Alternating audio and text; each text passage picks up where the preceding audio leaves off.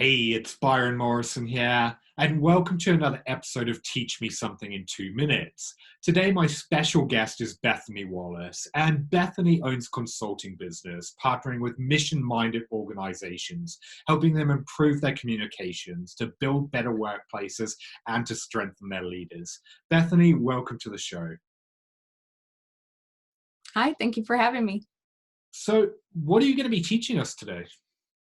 I'm going to give a key to improving workplace morale.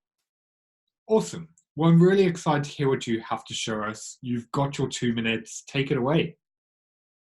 Okay, so one key to improving workplace morale or company culture is simple but not easy, and that is to practice gratitude. And that happens on an individual basis, and I suggest that it start with leaders and go from the top down.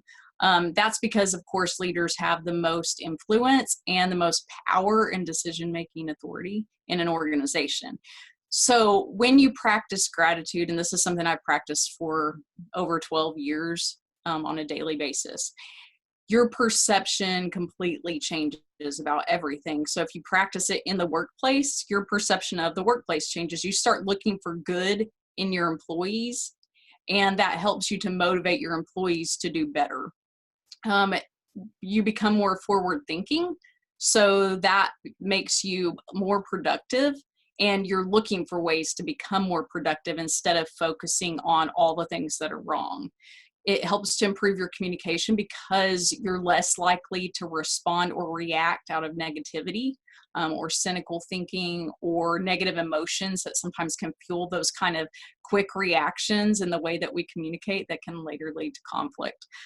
You focus, basically, the real key to practicing gratitude and how it fuels positive change in the workplace is that you focus on solutions naturally, because you're focused on gratitude instead of problems. When you focus on solutions, solutions increase. So you kind of naturally create this environment that is all about appreciation, recognition, and positivity without even trying to bring in somebody to create some expensive recognition and appreciation program, which a lot of companies spend a lot of money on. You also can cut costs on things like days off, because if you have a toxic work environment, you'll see that a lot of employees will take a lot of days off because of stress in the workplace, and also just because simply they don't like being there. So if your workplace improves and the environment improves, then people want to be at work, or at least they don't mind being at work. So that's a positive change. So there are so many benefits to leaders practicing gratitude and then mentoring and modeling that to other employees or colleagues. That's amazing advice. And just kind of building on what you said, just to kind of show why this is so important. I might be slightly off with these statistics, but I think it was something like 1 in 5 workers in the UK took a day off for stress in the last 12 months. But also, more importantly, 90% of them said it was for a different reason. So I think your advice is amazing.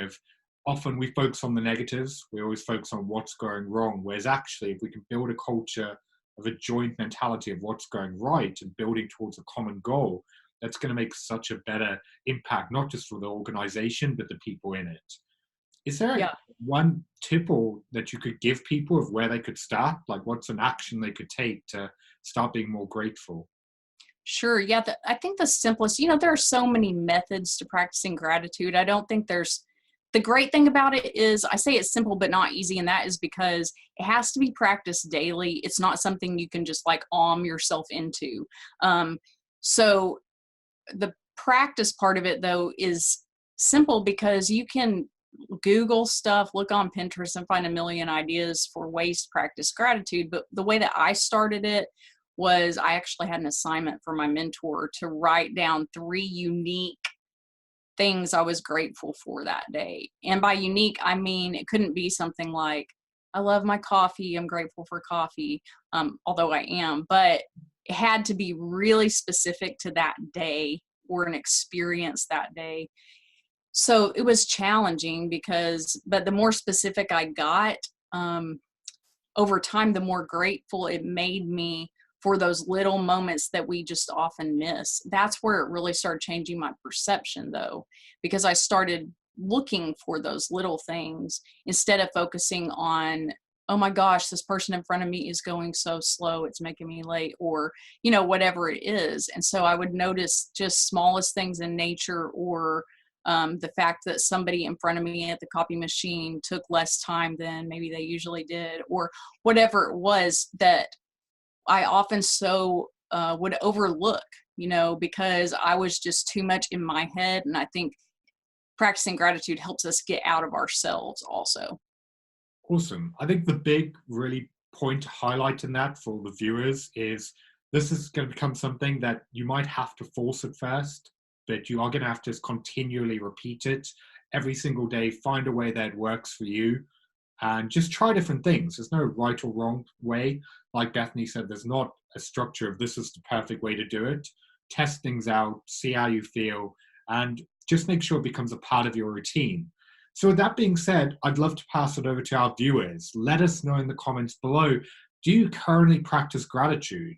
How do you do it? What have you found works for you? And if not, what could you do to start implementing it into your day-to-day routine? A big thank you to Bethany for joining us week's show. And if you're new here, make sure you hit the follow button so that you don't miss new episodes every Tuesday and Thursday. I've been Byron Morrison. Thanks for watching, and we'll see you in the next episode.